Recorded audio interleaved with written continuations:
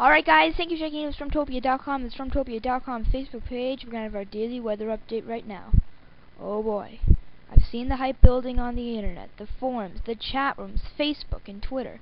Everybody seems to be getting excited about a January 6th through 9th storm, and it's a week out, but there's still tools that we can use to forecast this event.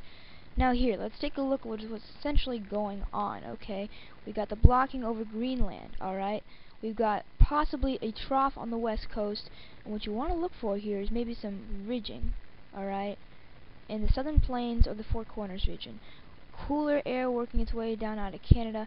Polar vortex actually ends up here in the upper Great Lakes.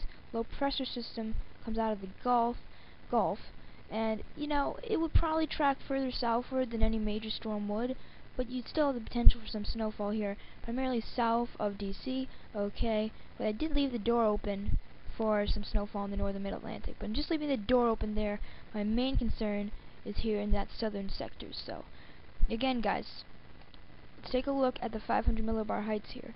This is the European ensemble, okay? And what it shows here is just a polar vortex, right? Blocking over Greenland, right? And you can see how we are getting some ridging up in here, although it's not exactly what you're looking for. And you say, well, with the polar vortex positioned relatively far north, then, you know, wouldn't that allow the storm to go a bit north and tap the cold air? The answer is maybe. We'll take a look at the European ensemble in some greater detail here. Okay, I'll take you out to Monday, Tuesday, and we're losing frames. And here we go. Here's the storm developing, guys. Here's the low pressure system right here. Okay, there it is in the Carolinas, right? And you go to the next frame, you watch it really dart offshore. Whenever we see a polar vortex with these storms, they always like to go offshore really quick, and that seems to be the case here. Very much unlike the storm, the December 26th and 27th storm, which kind of mullied its way up on the coast, stalled south Long Island, and just chillaxed. This one will likely be out of here before you can say DC. Well, actually, I don't know about that, but we'll have to see. Now, that is essentially the European ensemble. A lot of the time, the ensemble members are good for storms this far out. Here's a GFS forecast, guys, and again, here's low. The polar vortex making its way up in here.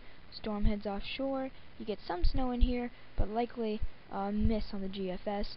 And the European model is essentially pretty similar, except the Euro really does not develop the storm the way you'd be looking for, and it doesn't bomb it at all, and you just see the storm passing all the way offshore. Now the Canadian is really the model of interest essentially for this storm.